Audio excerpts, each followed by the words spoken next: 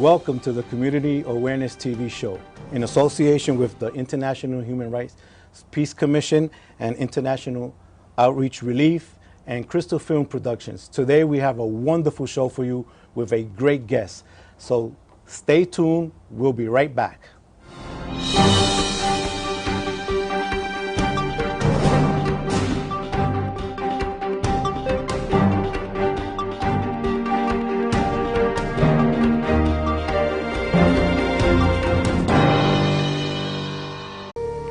There's no glamour in it. It gets everyone. It creates gaps in society. You just can't stop it.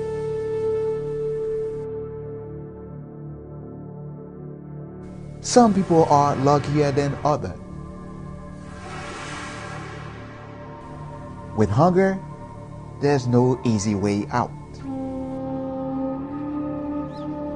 Some were born unlucky. Others became unfortunate. UNICEF estimates half the world's children, more than 1 billion kids, are already poor. If you want to make the world a better place, donate today. Visit internationaloutreachrelief.net. You are watching the Community Awareness Show.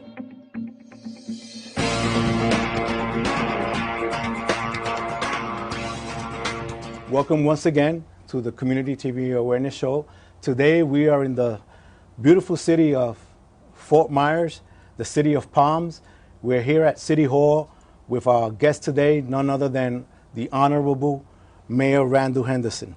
Mayor, it's so good to be here today. Thank you for having me. We thank you for being here. Give us a little bit of realness about who Mayor Henderson is. Well, good. I am Mayor Randall Henderson, the mayor of the city of Fort Myers. Dr. Marrero, I'm happy to announce to you that I'm a husband of 38 years. I have 3 children, grown adult children who have grown up here in Fort Myers.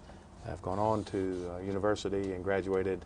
On the show, as mayor of Fort Myers, this is one of the gratifying opportunities to come and share the good things that are happening in our city. We want to honor you for the great work that you've always done and that you continue to do. Today.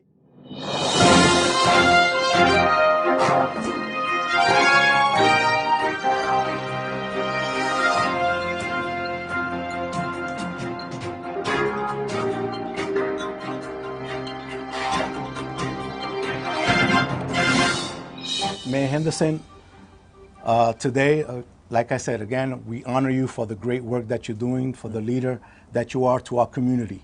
Not only Fort Myers, because your role as the mayor is based on the community, but you do things greater than just the local community, and we want to recognize you for that. On behalf of the International Human Rights Peace Commission and on behalf of the commission in India, Lapel pin, which features our palm tree, the city of Fort Myers, oranges, and the great sport fish, the almighty tarpon. And I hope one day you get to catch one of your own.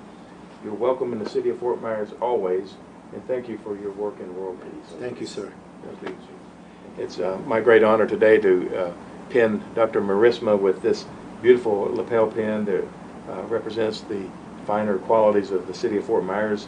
It has the city of palm tree on there, oranges, and the great fish of our region, which is the tarpon fish.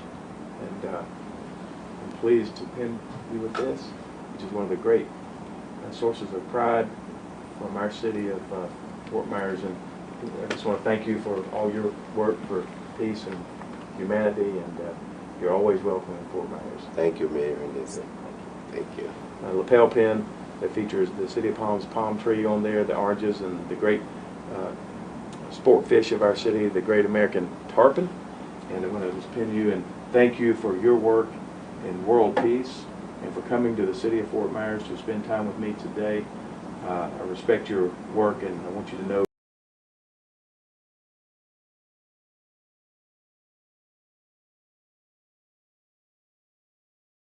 you're welcome here always. Thank you very much. Thank you. Dr. Morissette, it's my honor to pin you with the great lapel pin of the City of Fort Myers, featuring our palm tree. We are the City of Palms. Oranges and the sport fish of our city, the great tarpon, the mighty tarpon. I hope one day you get to catch one when you come here and play in our city.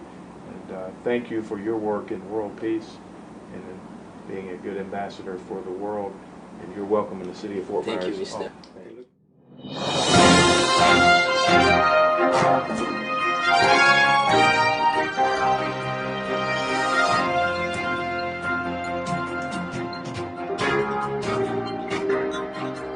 Welcome back once again to the Community TV Awareness Show. Again, we have the Honorable Randall Henderson, Mayor of the City of Fort Myers. What is still going on with the aftermath of Hurricane Irma? We know there was many devastation.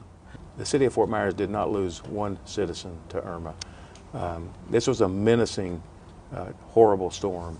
This storm stretched across the entire peninsula of Florida, Yes.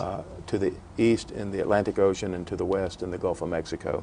It had everyone on high alert, and I'm happy to say that faith-based communities rallied around my office and the City of Fort Myers immediately to begin to help those who were most devastated by this storm. Those who evacuated were fortunate and smart to do so. There were many who could not evacuate, and they had to shelter in place or seek refuge in other safe, high areas. This was a monumental event. It was characterized by weather experts as the most significant weather event in the history of America. Right. You just mentioned the faith-based organizations that came to rally, but how about other organizations, business, corporate world? Yeah. Did they come in and be an assistance to you and to the city? We had excellent corporate citizens who stepped forward. The community cooperative soup kitchen were present.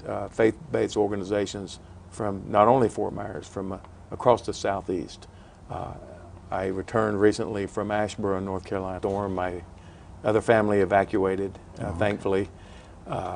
And Marcus and I rode this storm out inland, well out of the way of the tidal surge that was expected.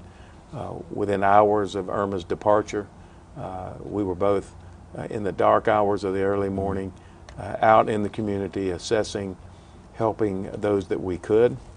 I began to interact with nonprofits, the Salvation Army, and the American Red Cross and others on a command center and the City of Fort Myers Command Center, gathering information, sharing, coordinating information so that people could receive aid.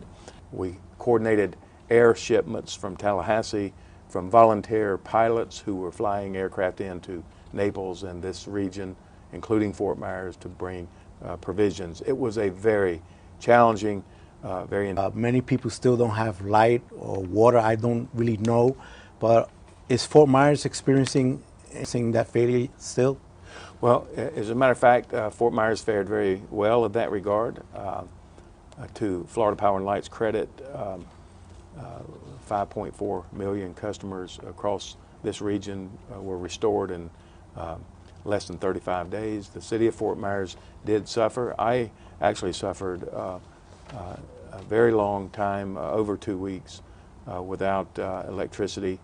I live in an old part of town where the infrastructure is very old.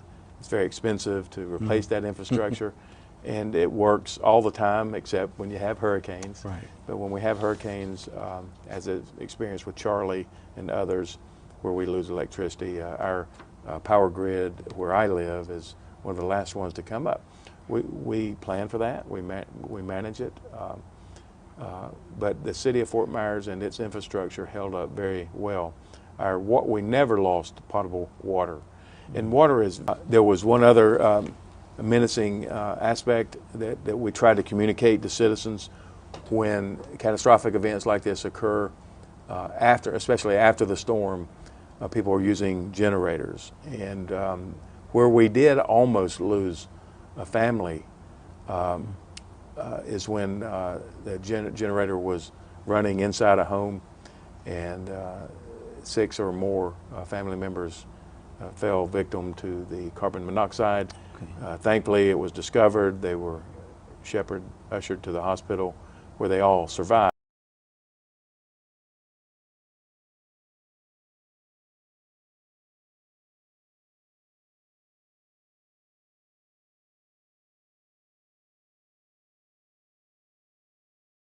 If you suffer an injury after a hurricane, getting into a hospital can be very challenging. Right. All of our hospitals were without power, and we're using backup auxiliary power generators. There's a very limited time for that, so there was a lot of pressure to make sure that we got the power grid back